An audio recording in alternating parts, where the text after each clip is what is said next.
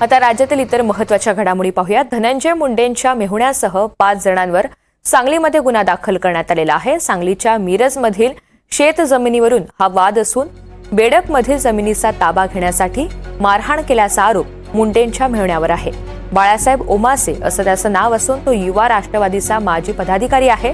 दरम्यान सदर शेतजमिनीचा निकाल आपल्या बाजूने लागलेला असल्यानं जाणून बुजून आपल्यावर गुन्हा दाखल करण्यात आल्याचं स्पष्टीकरण ओमासेनं दिलेलं आहे. त्यांनी बळजबरीचे मातंग समाज परत बौद्ध समाजाची माणसं घेऊन इथं आलते आणि तेवढं मला पण काय कळलं नाही. अंगावरती ना आलती सगळेजण. परत ती 5 जण बे अंगावर आलती, जास्त प्रमाणात आलती अंगावरती माझे. आणि घरात सगळं नुकसान केले. गोटा मसर सोडली तिने. परत ना मसर सोडली, शर्ट सोडली. आमची कोंबड्या होत्या 100-150, त्या पण तिने नेल्या. एकच कोंबडा ठेवला, ती बी शेजारीच्यात आम्ही ठेवलाय ती दाखवायसाठी.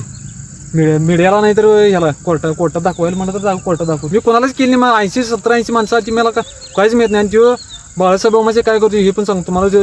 धनंजय मुंडेच्या नावावर त्यो उड्या मारला जास्त, तुम्हाला हे पण सांगतो. आणि ते दांडगाव केला. आणि तो कोणाला सांगणार त्याला सांगायचा. व्हिडिओ मी मोबाईलचा मी व्हिडिओ केला.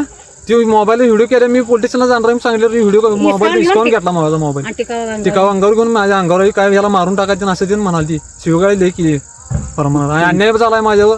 मला न्याय मिळाला पाहिजे. 100% न्याय मिळाला पाहिजे.